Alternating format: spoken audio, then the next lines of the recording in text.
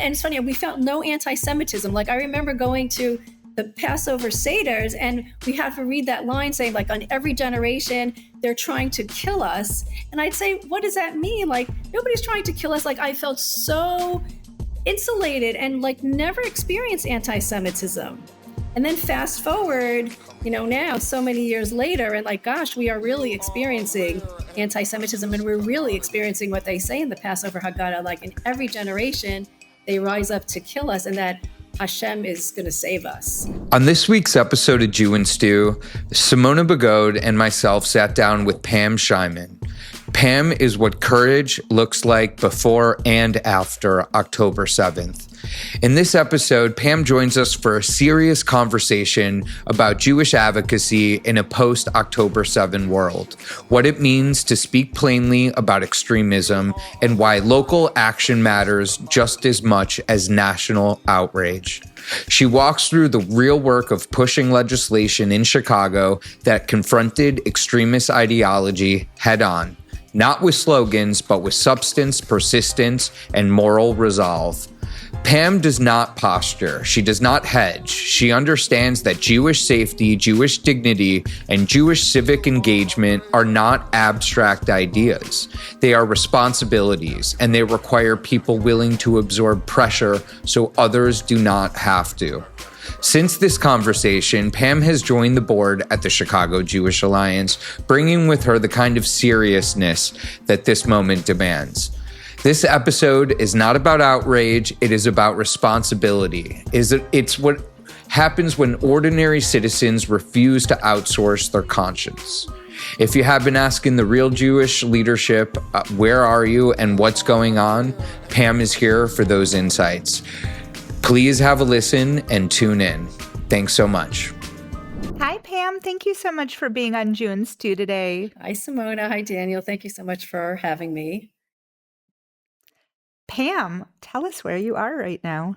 So I am in Netanya, Israel, and I am so happy to be here during this joyous time because I was actually in Israel in October 2023, October 7th, 2023, and it was so horrendous. And we've really come a full circle.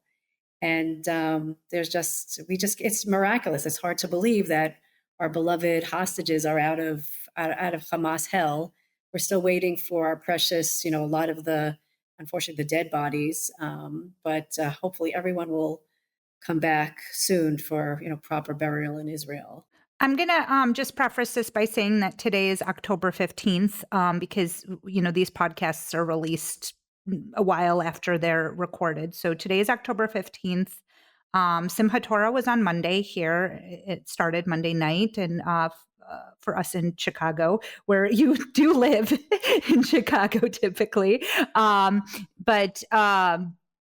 it was the release of the hostages. I mean, I think Sunday night, most of us didn't sleep. We were up all night watching for news. We were trying to have a community gathering together to watch the hostage release, but they kept changing the times on us. So it was very difficult to plan. But we did set up a RSVP link for community to come gather and watch. And we had a rabbi kindly offering space and security and everything to do it. And within 10 minutes, we had over 100 people sign up. Like the community in Chicago was so aware and ready and grateful and thankful for this hostage release to be taking place. And it's interesting because all my non-Jewish friends are completely oblivious. Nobody's mentioned anything about it. So, but you were there. Tell us what it's been like to be there during this. Unbelievable. I mean, I have to say, I think probably all of us also were glued to the TV. So also, as you guys know, so we initially the reports were that 6 a.m. the release would take place. Then they said, no, it's going to be 8 a.m. Israel time. And then it was more like 8:30, 8:40. But then finally, we were all holding our breaths because, one didn't know what to expect.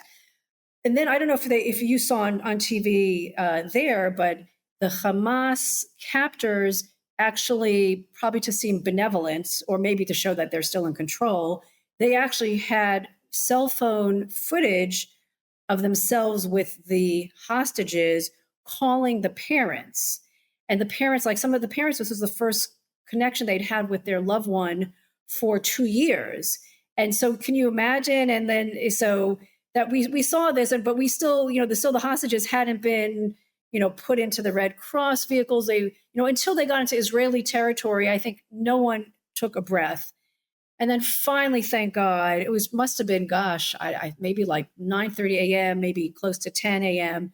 Finally, the hostage, the first, and then they also they put them in different sort of tranches. Like first there was like 7 hostages released, and then 13 released. And so until they were in the Israeli airplanes, people couldn't really breathe. And then also things got preempted. We really wanted to see the reunions, but then Trump had his very eloquent speech at the Knesset. So everybody was glued to that, and sort of keeping our eyes on the TV. And so and then there was Simchas Torah for people who are observant just that evening. So we didn't even really get a chance to see these emotional homecomings. I mean, just today I was seeing some, and it's just incredible. Like for parents or spouses to see the spouse or their kid after 2 years. So it's just, I think most of us were crying all day on Tuesday. Excuse me, on Monday during the day. It was so emotional. So thank God. I mean, now, but also it's a very heavy price. So many terrorists to be freed. And, as Yahya Sinwar was released in that first, lopsided swap with Gilad Shalit way back when. And so now, these are murderers with blood on their hands. So just, it's unfortunately, I think that Israeli society is really going to pay, well, God forbid, but, we're worried about that, about the release of all these terrorists. Not just Israeli society, I think the world is going to pay for this price. I think Pam, 100% right. Let's back up and talk a little, Pam.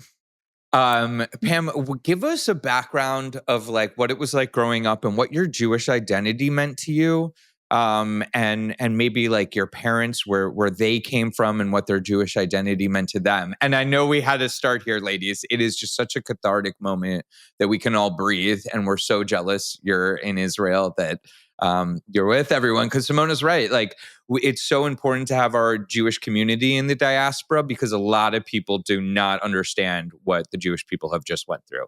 But we'll get back to this time. But I really do want our viewers to understand you and your advocacy and where it all started from. The origin.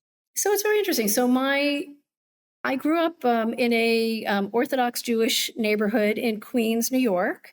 My parents sent me to an Orthodox Jewish day school called Dov Revel, which is no longer in existence.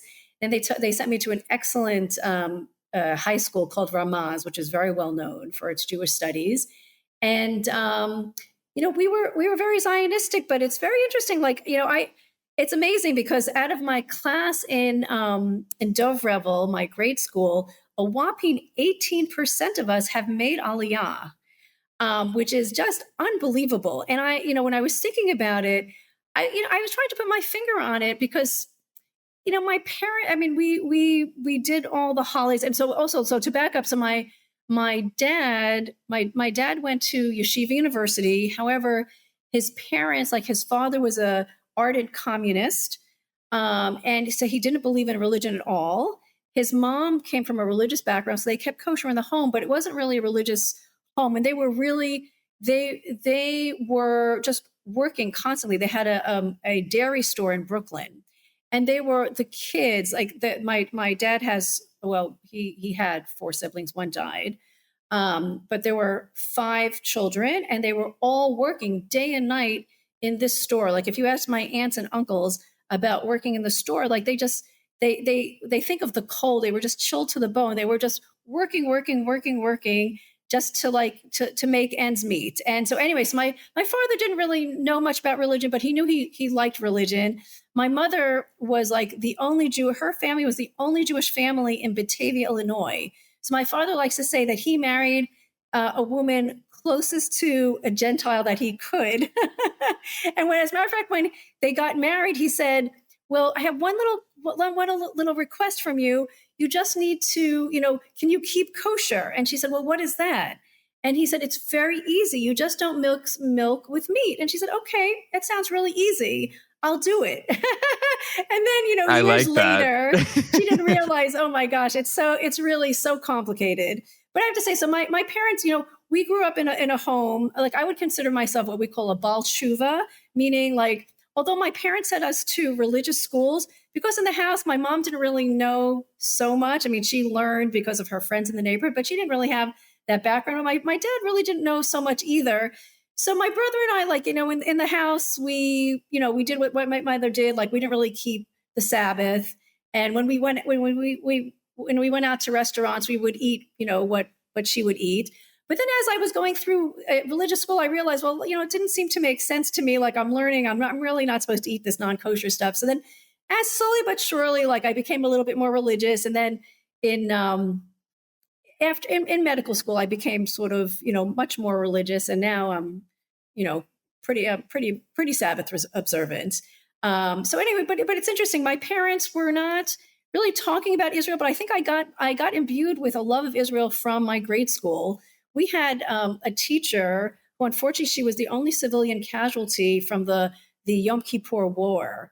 Her name was Eddie Ben David, and she had a very big love for Israel, and she would play Israeli songs, and we would do Israeli dance. And I guess as a kid, those are the things that really like draw you to something. So I think because of her, so many of us had a love of Israel. Because I have to say, I don't think in my family also, like my cousins, we were all we loved Israel. My grandmother, who was the matriarch of the family on my dad's side, took us to Israel a couple of times, like a big family trip. So we loved Israel, but we did, and it's funny, we felt no anti-Semitism. Like, I remember going to the Passover Seders, and we had to read that line saying, like, on every generation, they're trying to kill us. And I'd say, what does that mean? Like, nobody's trying to kill us. Like, I felt so insulated and like never experienced anti-Semitism. And then fast forward, now so many years later, and like, gosh, we are really experiencing anti-Semitism, and we're really experiencing what they say in the Passover Haggadah, like in every generation, they rise up to kill us, and that Hashem is going to save us. And I have to say, like, I feel so privileged to be in Israel. I felt so privileged to be in Israel during the Iran war because there were so many open miracles. It was almost like the Passover story, like the Israeli Air Force in broad daylight, back and forth for 12 days, just complete control of the Iranian skies. It was unbelievable. It's something that our grandparents, I don't think, could have. Like my grandma, she was, partisans fighter. I've said this in the last podcast, and went through hell. And I would ask her, like, after the war, like how she would keep her faith and how she would keep her values as a Jew. And she'd go, what are you talking about? God gave us Israel. So I think it's like these things that we take for granted generationally, where the markers have moved, where we do have the IDF, and so that's why, like, even me, like I hold on to my optimism no matter how much I feel the world caving in on us, because I think a generation back and I think about how farther we are, I do want to back up. So you're in the States, you're not really experiencing any anti-Semitism, you would say. When I guess we talk also about this. Do you think there was a naivete among Jews in America from, let's say, like the 60s till October 7th of this assimilation? Like, we had Jerry Seinfeld on the shows. We had The Nanny, in the 90s. Or do you think that it was there? This is something that we've talked about on the podcast before. Was this false sense of assimilation where people didn't feel anti-Semitism, or was it there and there was just nothing to pull it out? What was your experience being a Jew in America? Listen, I mean, like, because, I grew up, so like, I was a little girl in the 60s. And then, of course, then in the 70s, it was very scary because we saw like you're too young for that, but we saw like the Palestinians hijacking planes. That was very scary for me, or like the Munich massacres. Then I saw, but it's interesting, but even then, like, I didn't personally feel it. Definitely not in school. I didn't feel it. But then, of course, then in the the 90s and the 2000s, then already things started to change a little bit. How did that manifest? It came from the right, maybe, where it was, because I know in Illinois, in Skokie, the KKK wanted to march in the 90s. Where neo-Nazis. The neo-Nazis, I'm sorry. Yep. Is that what you're talking about? I mean, I'm really trying to understand if you saw anything and from what sides. Yeah, it's interesting. So, I mean, like, so for me, so basically my husband and I moved to the Boston area in 1993. And then I wasn't so, it was sort of interesting. I wasn't so involved with politics. And then we were in Brookline, which is a suburb of Boston. And then we moved to Newton, which is another suburb. And it was when I moved to Newton in 2001, and my kids were little, they were like 2, 4, and 6. All of a sudden I saw this thing from the David Project, which is Charles Jacobs was running it. And I had seen a little ad that caught my eye. It said something like, do you want to learn how to advocate for Israel? I didn't see the fine print that it said this is for teachers and for students. So I saw the first part. I was like, oh, this sounds interesting. And then I went to this lecture, and it was like Pam and a bunch of college students and some teachers. But anyway, it was life-changing for me. And I really, so then I started to become very aware. And then it was really like the late 90s, and then then the Oslo Accords, and then the Intifada, and then all the suicide bombings. And then I started to feel, then in Boston was almost as bad as, I mean, not quite as bad as the West Coast, but it was pretty bad. And I would say like almost weekly, we'd have the pro-terrorist thugs in the streets, shouting from the river to the sea. And then it would really sort of like, brought home like, gosh, like, What year is this, Pam? This is like probably like early 2000s, mid 2000s. They were saying from the river to the sea then? Oh, yes. And then they were saying like, free Gaza. And we'd be like, so I remember in Copley Plaza, these guys with the thugs with their keffiyehs and, screaming and banging on the drums. They'd be out in Copley Plaza all day, screaming. And we would come, and we used to joke that like the Jewish people, had jobs. We had gainful employment. These thugs, like, they seemed to be out day and night. They had, no care in the world except for like, making noise on the street. And, at the time, it's funny because we used to say, free Gaza from Hamas. And they used to say, free Gaza, the Jews stole the land, and, all their stuff. But, we never really felt, I didn't really feel like physically threatened like now in Chicago, gosh, I mean, anywhere.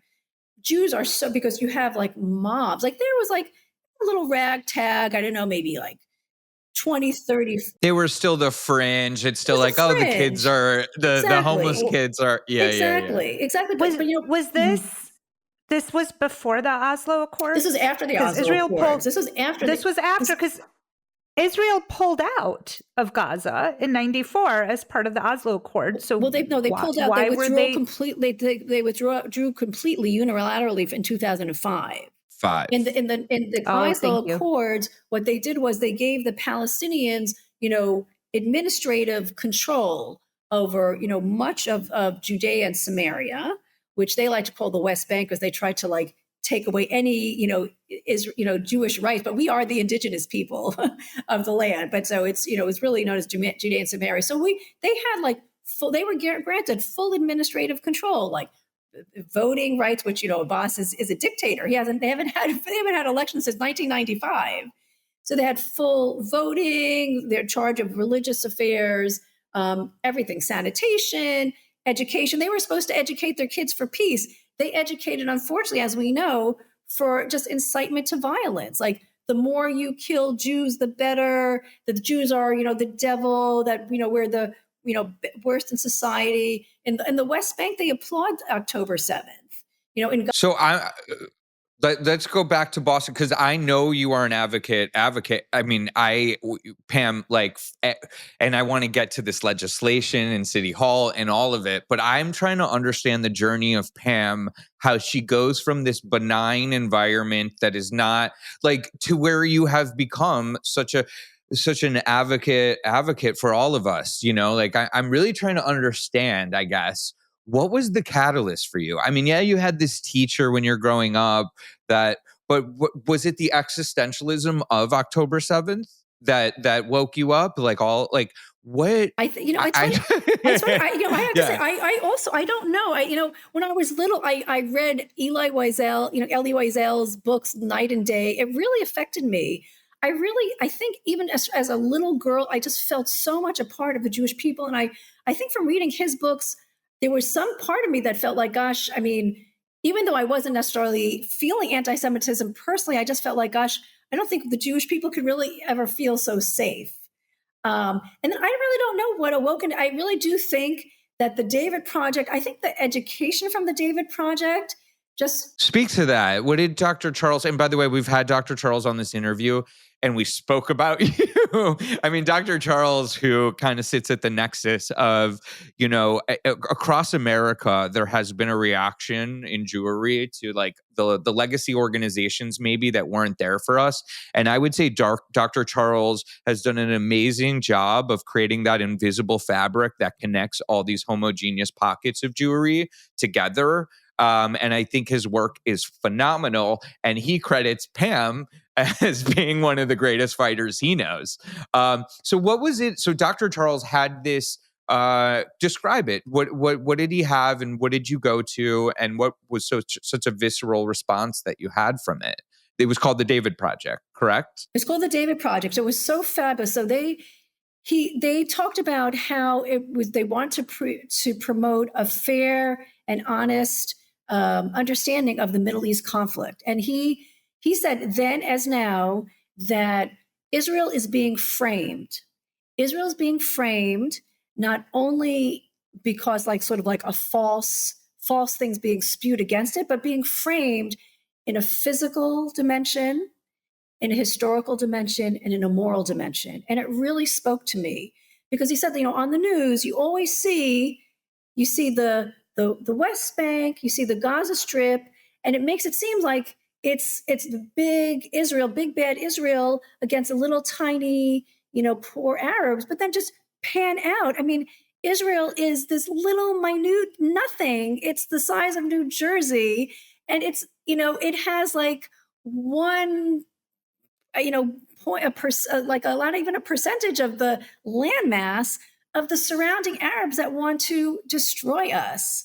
So that's one. So to crystallize that, he's already seeing the goalpost shift in the language in which they're using to illustrate Israel through a propagandic lens. Meaning, you zoom out, and we're the minority by far, but you don't need a lie. You just tell a half truth, right? Exactly. Is that kind of? And Absolutely. You were like, wow, I see that on CNN every day too. Every day. But you wouldn't believe it because this was, don't forget, we're talking about 2001, 2000. I mean, this is, he was so clairvoyant and so brilliant.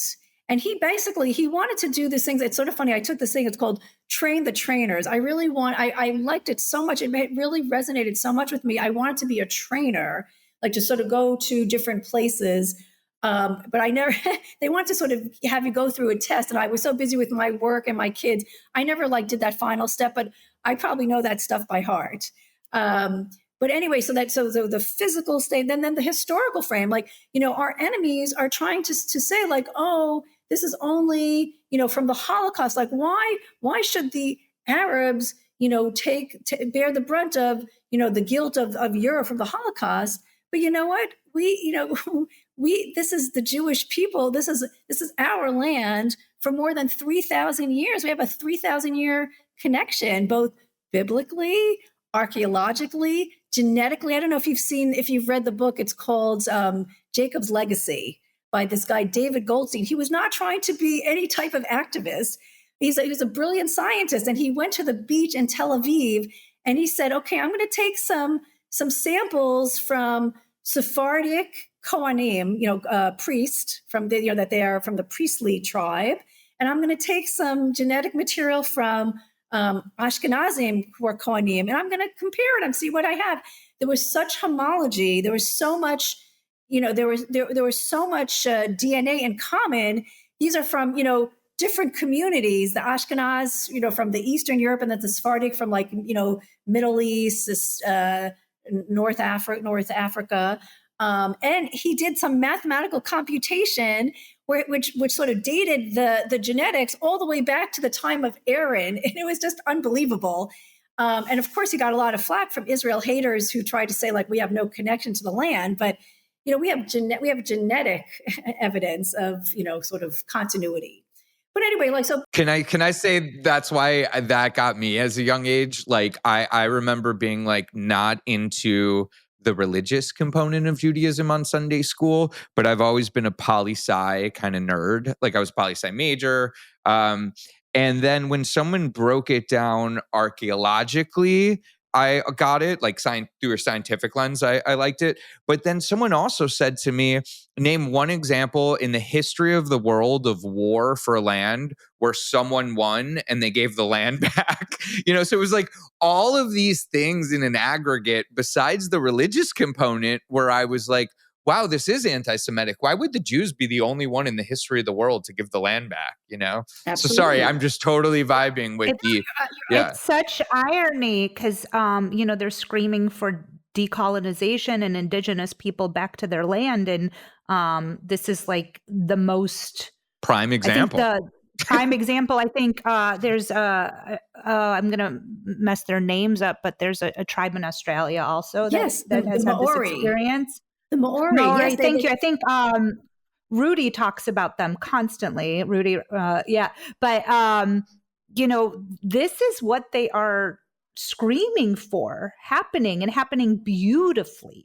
I think you feel it when you go to Israel. You feel like I've never felt anything like that connection. You feel it in your bones. You just are being on that land. Like I don't know how else to describe it unless you've experienced that feeling. It's true. There's something about, of course, we know that God is everywhere, but there's something special about Israel that I know you feel it, especially like Friday nights when everything calms down and there's just quiet and there's hardly a car on the street. There's just something, just feel it. Or like, it's just so wonderful. Like you go to the store, everyone says Shabbat Shalom, or, also like, if you just think about like, there's so many ancient coins that they're finding, the city of David. Now they found this whole huge city of David that's just south of the temple area. And actually, what's sort of interesting is that before it became a political thing, in the 1925, I don't know if you guys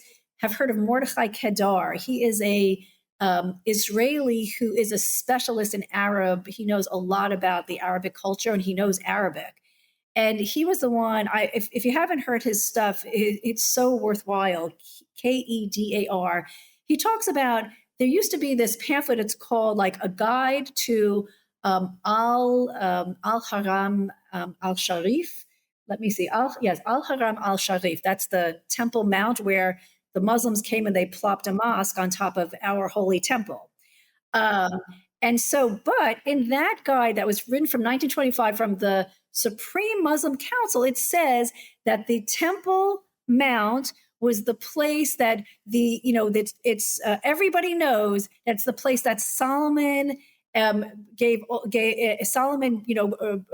altars and sacrifices to God, and that undoubtedly it's the place that King David was also offered sacrifices to God. So before it became a political problem, even the Supreme Muslim Council said that Jerusalem was Jewish. I mean, everybody knows, except for the UN, which unfortunately has become so politicized. Everybody knows that Jews are from Judea, Arabs from Arabia. Jerusalem So and Israel so you're in Boston, and exactly, this crystallizes in this program for you that, hey, we have the luxury of having all these facts on our side. Dr. Charles Jacobs is showing that they're moving the goalpost. Is this what ignited a fire in you or was this just something where you kind of learned about all of this and the fire was kind of not there until October 7th? No, the fire was definitely there. It's funny. I definitely, for some reason, again, I really don't know. It's something that's in my genes. I just think that we need to, I really felt that we need to speak out while we can. because the Jews, like in Germany and in Europe, there were times and that that they couldn't speak out. And now we're even seeing that there are times. I mean, you guys are very brave because that's what we need to be. We need to be sort of brave and in their face. But it's dangerous now. It's dangerous these days to be to be out in the public square. But then it really wasn't. But I really felt that we need to speak out. And we really need to say the truth. I know I felt so strongly. I think I get it. I think it's similar to mine. I think you discovered your Jewish identity and loved it. And you made this deal that you would rather not sacrifice your you would rather be brave than sacrifice. People always say like you're being brave when you go and you do these things. And to me, I'm just continuing to be me. I'm saying that I'm not going to hide my Jewish identity. I guess that's bravery in 2025 in the diaspora, but it blows my mind. It blows my mind. When I went to go speak in Daily Plaza at the Sukkot event, the installation of the sukkah in Daily Plaza, the rabbi was like, the fact that you're standing up and combating anti-Semitism is so brave. And I'm like, what other option is there? What, I don't, but there is some things have gotten a little dicey, especially unfortunately after Charlie Kirk's assassination. I think people are more on edge. And when we went to go do the rally on October 7th in front of the Israeli consulate, and I knew I was going to be on the street and I don't have visible, kids. I kissed all my children. So it's a different level of sacrifice. Sat down because I personally would rather be a dead Jew than an alive, not my Jewishness, but I have the luxury of that because I don't have children. And as a mother, balancing all of these things must be so difficult for you too. Yeah, no, it was. Yeah, well, Pam she had 3 young children. She worked in healthcare, and she was watching this in Boston unfold. I feel so much similarity to your story, to mine, with what's happening now. Well, I think I quite frankly, I think you're much more brave. I mean, quite frankly, in Boston, again, we felt very. I mean, there were certain times, like if we went to things like at night, then I really wanted to be in a group because you never knew if somebody was going to jump you, let's say. But I have to say that I was sort of nervous in Chicago City Hall because it seemed like there were like 1,000 of them and maybe like 20 of us. It seemed like. That was scary, and actually, but it was very nice. Let's be specific. What day? Yeah. What City Hall day? When they did the resolution? When they did the resolution. Did you see me in there dancing with the Israeli flag by any chance? Well, it's interesting. So, which resolution are we talking about? When they passed the ceasefire resolution in like January of 2024 in Chicago, the virtue signaling. I think I did. I don't know if there were more than one of you because I thought it was some guy from 4 of us, 4 or 5. Did you have were you wearing a flag? I was wearing an Israeli flag. I did not know you were in the chambers with us. It was me and maybe like 4 other Jews. I put an APB out on the WhatsApp group that I think we're all in. Or I don't know if you're in it yet, Pam, but anyway, I wasn't in it yet. Yeah. But so we went to City Hall and protest because to us, this was like the final straw. This was something where the city of Chicago was saying, we're going to pass a resolution for Gaza. And this is one of the most crime-ridden cities in America with a new mayor. And so we said, that's the final line. So we went to City Hall. There were, like you said, thousands, it seemed like, Palestinians yelling baby killer, yelling every single racial epithet, every swear word. It was very vulgar. And something in my heart just knew that even solidified what we were doing was even more right, because it seemed like a mob that had no idea what was going on, and we were standing up for our birthright. You were the. I do want to. I want to clarify because it wasn't like, maybe there were some Palestinians there, but I feel like the majority of people there hadn't given 2 thoughts to the Middle East until this happened. And, were getting all their information from TikTok at that point. Like, I feel like the mob was misled, uneducated people about the situation. And you were there, Pam? Yes. But actually, before I jump to that, I'm sorry, I should jump back to Boston. So we found, like what Charles had mentioned to you, it was really terrible because there were all these missiles that were being shot at State Road and the southern Jewish communities, and all these horrific attacks against Jews. And then at the big thing then was people were complaining that the Jews had the nerve to put a security barrier. I don't know. It's probably you're probably too young for that, but they were complaining. The world was complaining that Israel erected a security barrier that had been almost 1,000 Jews killed by suicide bombings and shootings and car rammings coming from Judea and Samaria. And so in 2002, Israel said, you know what, we're going to build a security fence and we're going to make sure that people can't just enter so easily. And these killings and stuff dropped precipitously. But you wouldn't believe, you would believe it. The world was screaming oh my God, how can the Jews make a fence? How could they make, and of course they didn't say a fence. They were you're building a wall, a concrete wall. But you know what? There's a wall between the US and Canada. There's a wall between Yemen and Saudi Arabia. There's one between Bangladesh and Canada. Egypt and Gaza. Right, exactly. But only the Jewish people, when they're trying to defend themselves against terrorists, there's a problem. So I have to say there was a lot of baloney, and the Jewish community, we would rally the leaders of the Jewish community in Boston would have people rally inside a big temple. And that we thought that's just baloney. Here we have, because similar to after October 7th, after these horrific killings and stuff, we'd have the thugs, the pro-Hamas and whatever pro-jihad guys, screaming from the river to the sea and free Gaza and blah, blah, blah. And we said, we need to be out there. We need to counter these lies. So finally, in 2009 with Operation Cast Lead, where Israel went into Gaza to stop this constant rocket barrage. Finally, I don't know what happened. The Jewish community said, okay, we will bankroll you to do a rally. I organized it in Copley, but they said, you have to follow what we say, because, we're going to get security, because this stuff, as it costs a lot of money.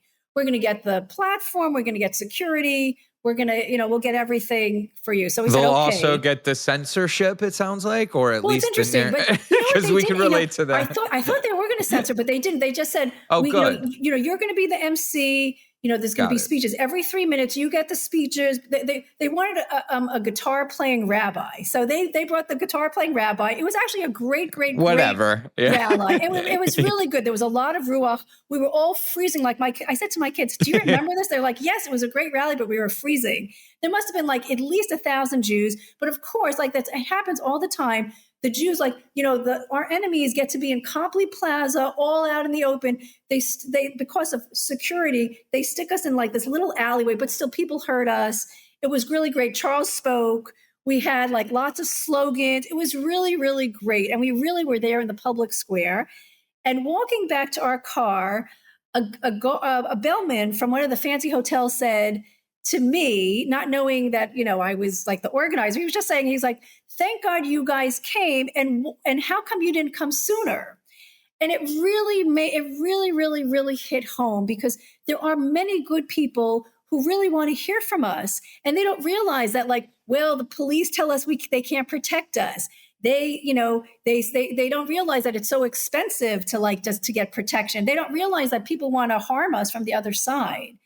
But anyway, so I was so glad. So anyway, so then I moved and then there was a lot of baloney going on in Newton, as Charles told you.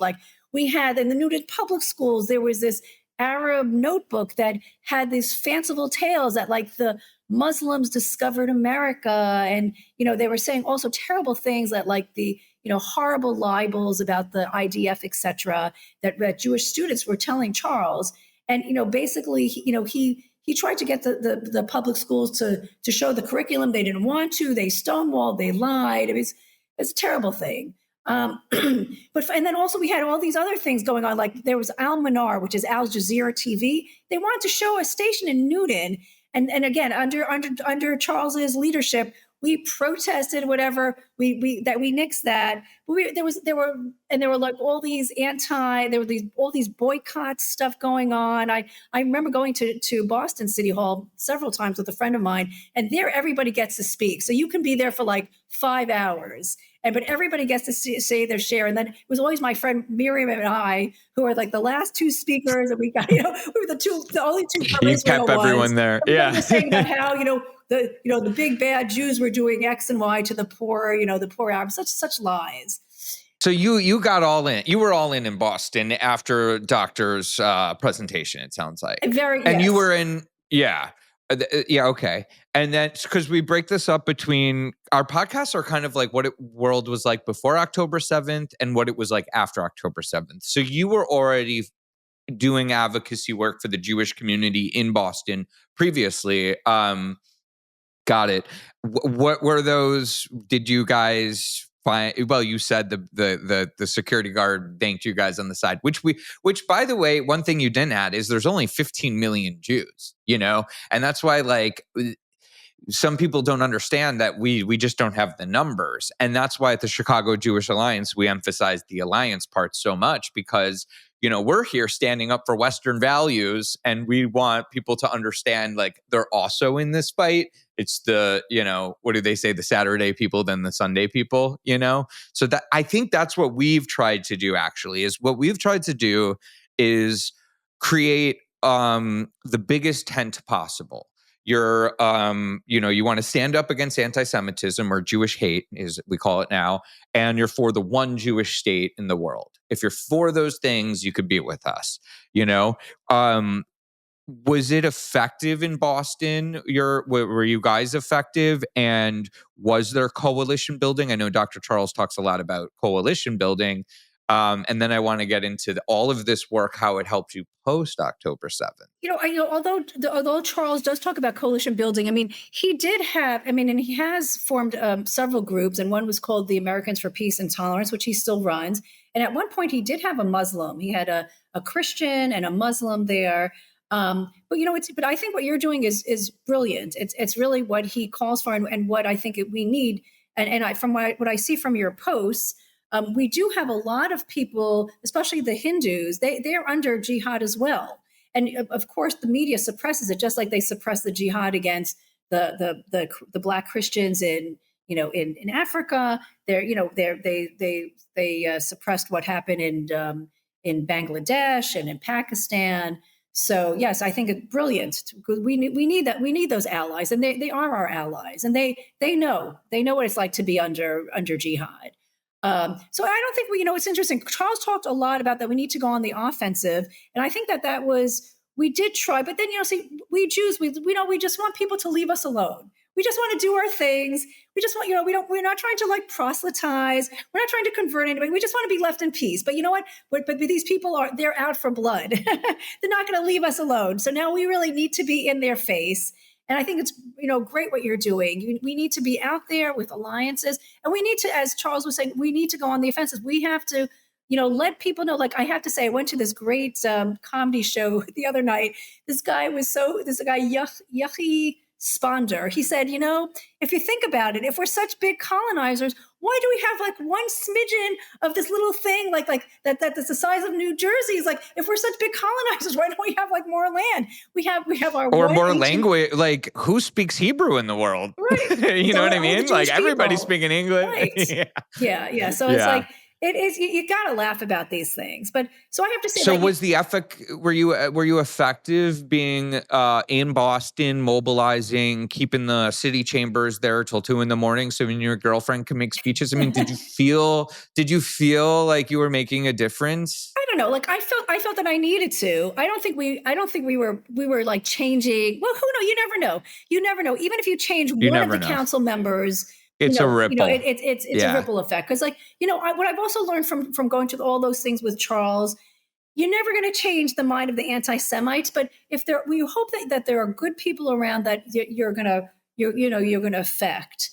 And like, I think if we can, the more truth we can say, like, we're the indigenous people, we, as you were saying before, we have a culture, we have biblical laws that are tied only to the land of Israel. We have the Jerusalem was mentioned more than 600 times in the Jewish Bible. It's never been mentioned in the Quran. I mean, this is our land. It's our land. It's we face there when we pray. I mean, exactly. I always right for 2,000 years wonder. We've been saying next year in Jerusalem. I mean, this is our land. We have archaeological stuff. I mean, we have the Bible. It's the basis of the Judeo-Christian world. I mean, so but fine. I'm not sure we made a difference, but it was good that we spoke up, and I think that's really that was my big thing. So when I moved to Chicago in 21, the first thing I said was that we need to have an Israel Action Committee in our synagogue, and this is before October of 7th. I said we need to have and so it's sort of funny, like as every synagogue has, like they have their red tape. I had to go through red tape, but finally, yes, we could do it. We could do an Israel Action thing. Then I really want to do. I'm really into education. Because I think that a problem is that even myself going to, all these Jewish schools, there wasn't an emphasis on like Jewish history. I think our parents took it for granted, like, oh yes, we all know Israel is ours.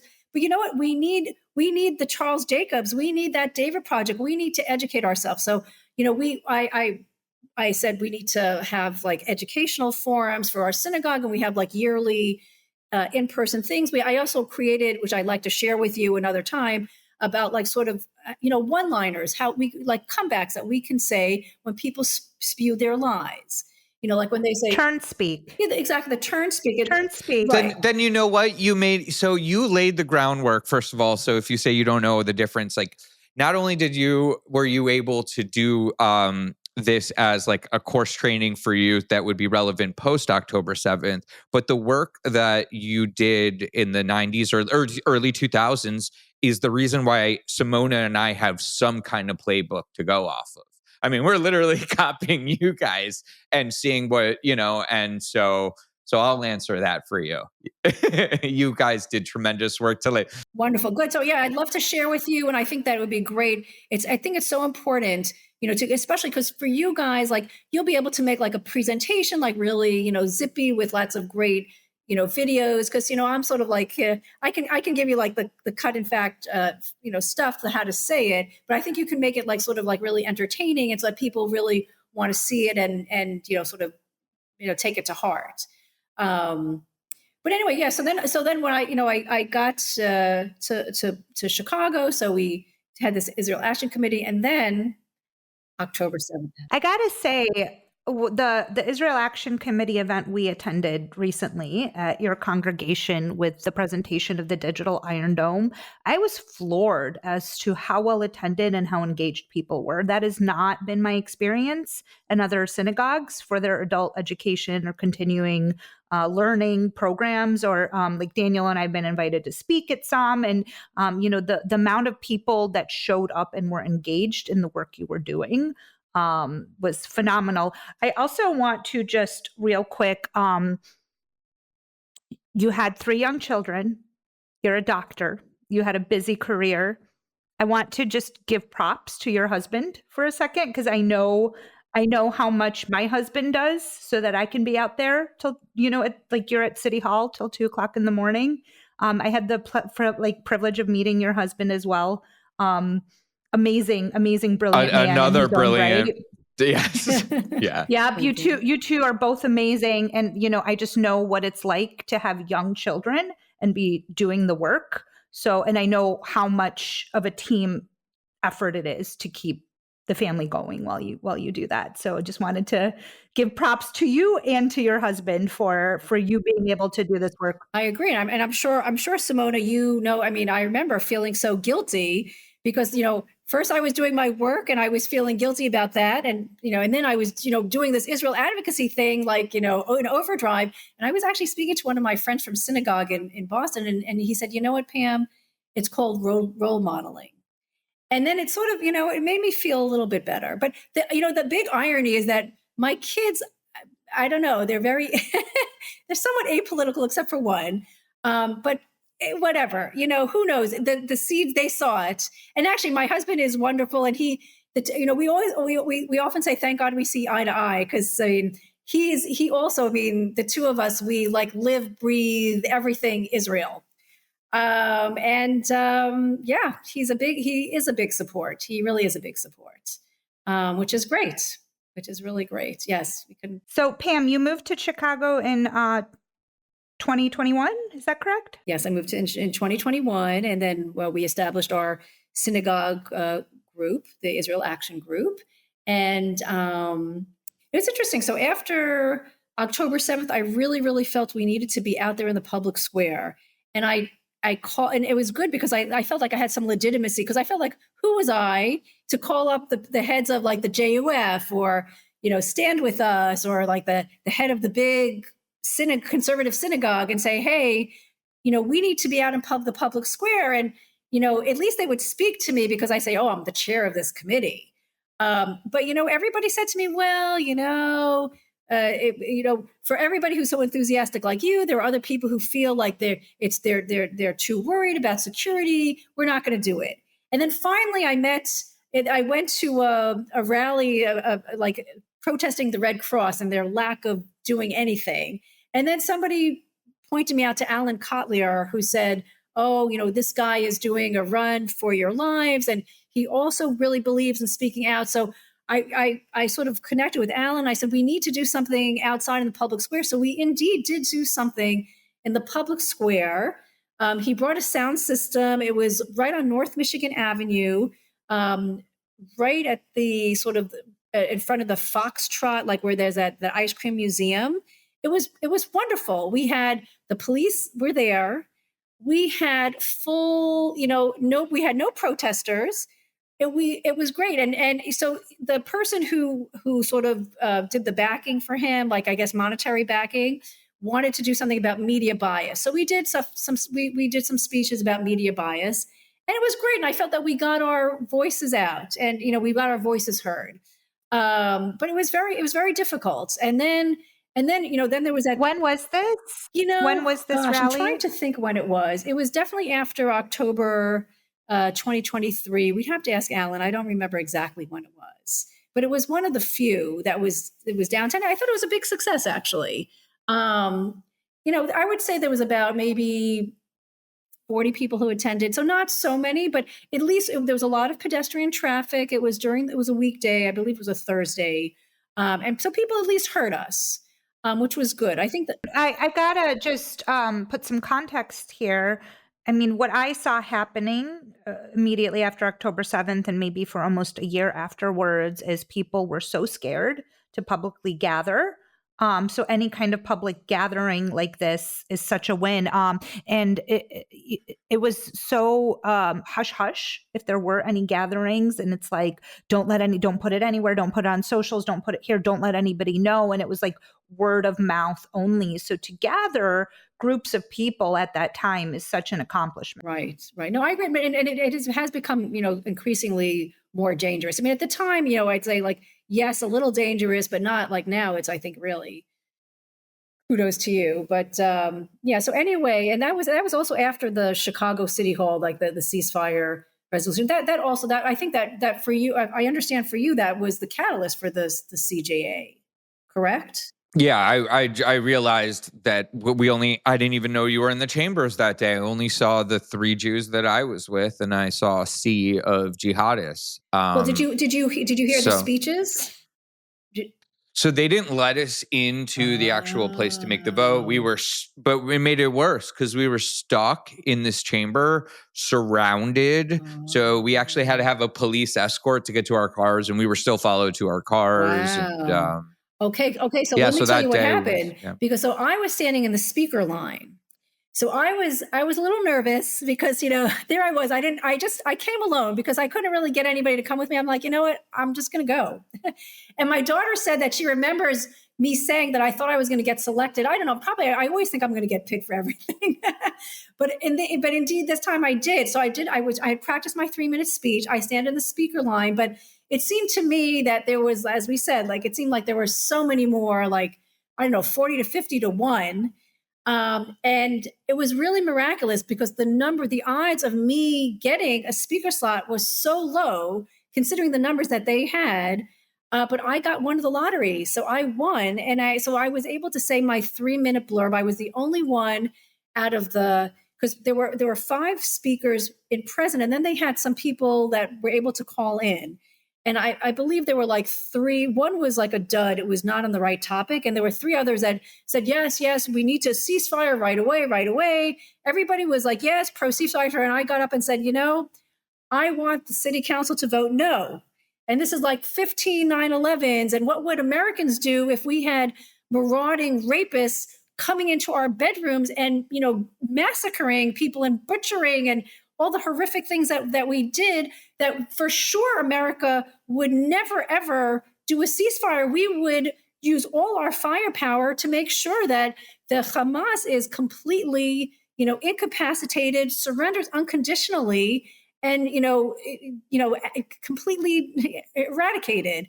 And I was booed. I was, you talk about decorum, the mayor, and, you only have 3 minutes. So I had 2 choices. I could have sort of said, well, wait a second, they're making lots of noise. That's not the decorum. I figured, no, I'm going to say my 3 minutes, but you'll see, I sent you the link. They were booing. They were, but I said my piece, and I felt very glad that I did. And I have to say, it was like probably, besides the Copley rally, which was also extremely meaningful to me, this was probably one of the most meaningful experiences of my life. And I'm so happy that I did it. You're a lioness. It's amazing to see the resilience and the bravery of Jewish women specifically. I mean, me and Dr. Charles Jacob were talking about that. There's one common denominator that we happen to see across the country, and it's these women with 3 kids and a business and still going into the lion's den. I want to talk about something that was very meaningful to me, that you initiated, where you actually did get through City Hall. Can you speak about this legislation you did with, and I wouldn't call it legislation. It was with Raymond Lopez in, what was it called? Not a piece of legislation, but a resolution. It was the anti-slavery resolution. So so as a matter of fact, so after the ceasefire, I had read that the African Jewish Alliance was formed because there were many people in that committee who understood that, the nature of jihad, and many of them Black Christians from countries like Nigeria or Sudan, who had gone through October 7th, but had gone through it like decades before. And so, basically there was language out there about asking for the Chicago City Council to condemn slavery. And actually, believe it or not, we had language that talked about, that there are jihadist terrorists who are doing this to mainly Black Africans, but also to some Muslims who were not, to some Black Muslims.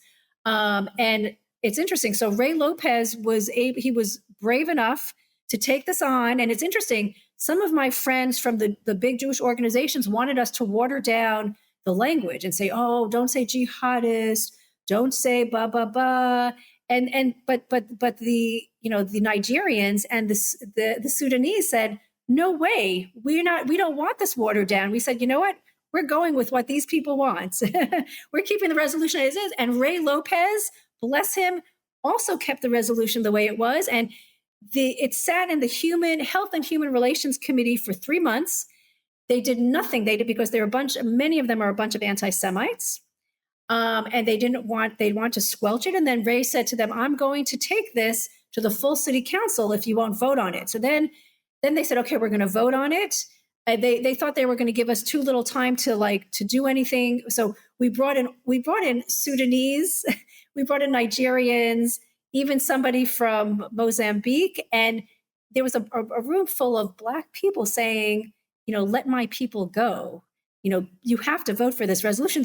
And so there was nothing, this Health and Human Committee couldn't do anything but say, okay, they modified it a little bit to say, big bad America is funding the caterpillars that are, promoting genocide or something silly. But basically we got this resolution, rubber stamp from that committee and then onto that to the full city council, and it passed. But as you know, the media suppressed it. Ray Lopez sent it out to all his media links. No one carried it. Not a single one of my friends knew that this had taken place. None of you guys didn't know either, I'm sure. It's terrible. We're It's probably really We knew Shonda. about it. Yeah, we're the only ones. We knew. Yeah, we knew about it because we obviously have a lot of crossover, and people were that are part of Chicago Jewish Alliance were involved in this. And I want to point out, Danny, this is Rosanna Rodriguez's committee Yeah. that this was passed in. Yeah. Yes. Rosanna Rodriguez. Which is why it was so miraculous. Rosanna Rodriguez got into some hot water, for our listeners that don't know, for posting on social media looking for an anti-Zionist pediatrician for her child. She's notoriously not been a friend to her Jewish constituents, and actually she's had a lot of issues with the Italian community here in Chicago too, for insensitivity towards Italian Americans in her ward as well. That resolution, just what would, and we'll post it here. And I think, our listeners can hold me accountable too. I think it's a little bit on us to get the word out. I think that's remarkable to get that passed with Rosanna Rodriguez in the Chicago chambers. It's remarkable that it's remarkable. I mean, you're just calling a spade a spade. You're saying that this jihadism is affecting not just Jews, and so to me, it's that cognitive dissonance never makes sense to me. The only way it could make sense is if you buy into this propaganda narrative that so many have, I guess. But that is, so we do know about it. And when I saw that, I thought that was the most remarkable thing I've ever seen pass in Chicago. So totally amazing. Yeah, it is. It was remarkable. And I'll tell you another miracle. Another miracle that happened to me. Once again, I stood in the speaker line because Ray Lopez initially thought he was gonna bring this thing up to the city council for a vote earlier than he did, and so I made a speech talking about Simon Dang specifically and his story about how he was abducted and he had Arab masters, and then thank God he was able to escape. But basically, again, I won the lottery at City Hall, and I gave my 3-minute thing. But I have to tell you, Simon Dang is a hero. After October 7th, he came to Israel. He walked from Tel Aviv to Jerusalem on the highway. People stopped and came out and hugged him and were crying. He said, "What happened to your people on October 7th with the rape and the decapitation and the slaughter happened to my people in Sudan. I'm with you, Jews. Keep the faith. God is with you." He's tremendous. He is really tremendous. And so, we have a lot of friends, and we just need to get the word out.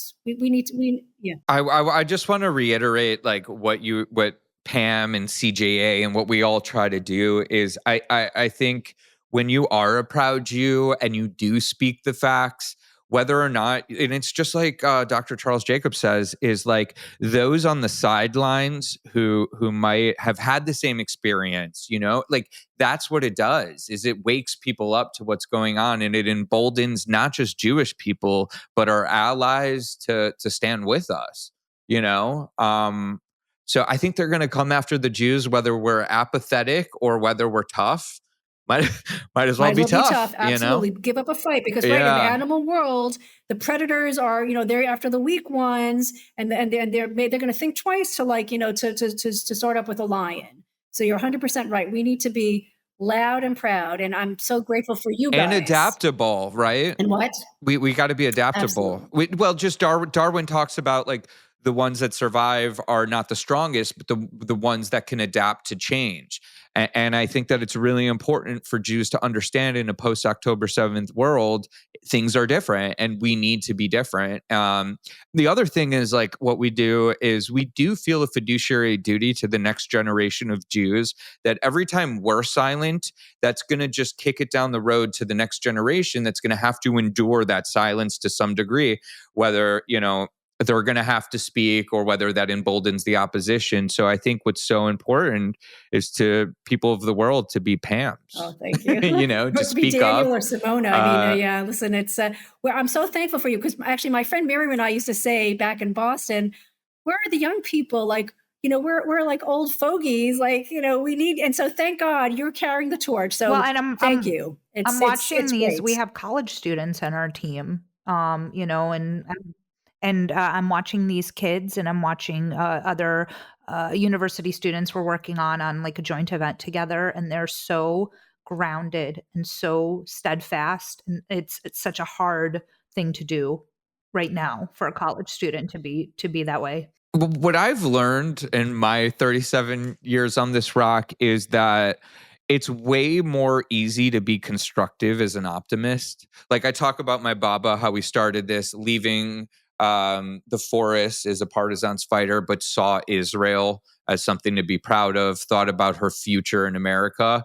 And I think being an optimist, despite everything, is what's going to make you a productive member to your community. Because as a pessimist, you don't want to do anything. So look for the markers in life, look for the younger Jews that are changing the world and embolden them. And I think we're better off, right? Good for you. No, I agree. And I think that's the Jewish spirit. I mean, we basically just like shook ourselves after the Holocaust. We shook ourselves off and we just went forward and, did what we need to do. And then once we had achieved everything, then we could look back. But I think that the Jewish spirit survives because of optimism, because of wit, and because of joy, and because actually we realize that we only have God.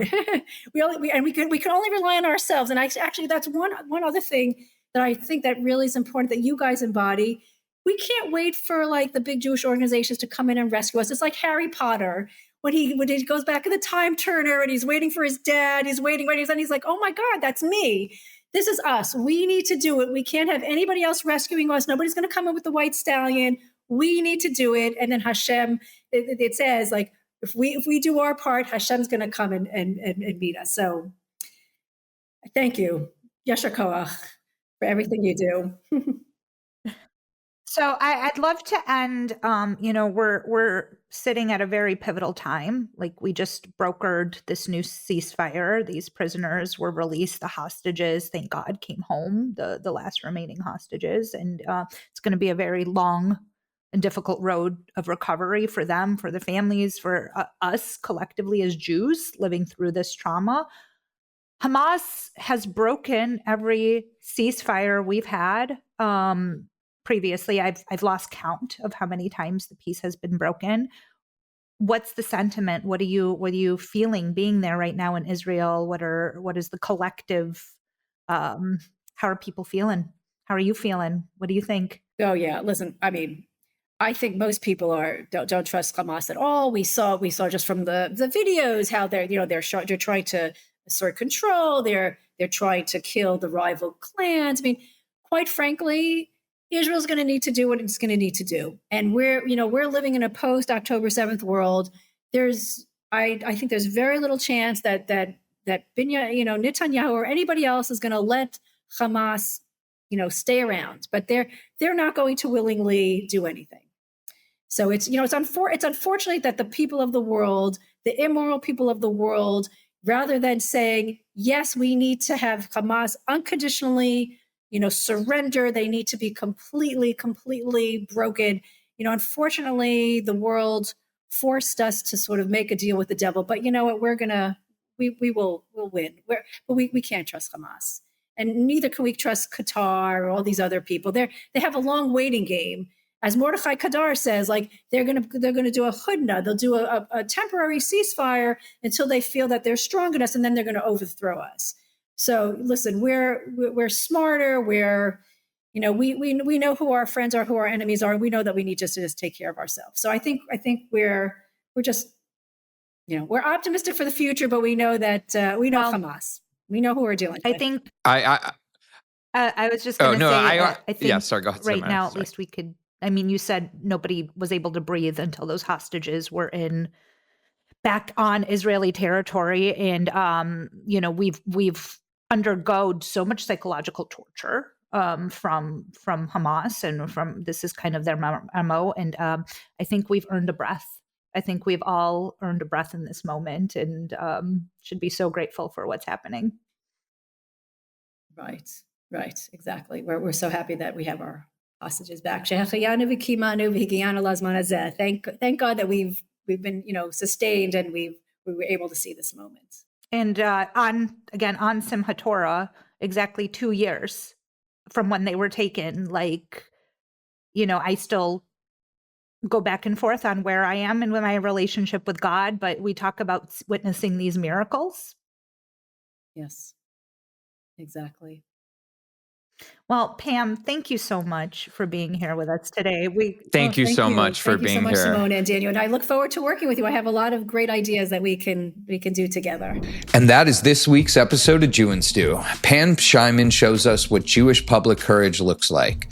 Not slogans, not silence, not outsourcing responsibility to institutions that froze when it mattered most. Clarity, moral seriousness in the public square. This conversation is about responsibility, about speaking plainly and doing the unglamorous, difficult work of local advocacy when it would be easier to look away. Pam absorbed pressure so others didn't have to. And if you're wondering what the real Jewish leadership looks like, look no further. Women like Pam are around the country and mobilizing. I personally have said, if there's anybody who's going to write a book about this in the future, it's going to be about how Jewish women saved American Jewry. And thank you so much to my co-host, Simona Begode. We'll see you next time on Jew and Stew. Follow the Chicago Jewish Alliance to stay in the loop and subscribe to this podcast so you can see what's coming next. We're going to have speakers that represent the entire spectrum of the Jewish community, from philosophical thinkers, from soldiers, people on the front lines of advocacy work on universities. Thank you for being here. We'll see you next time.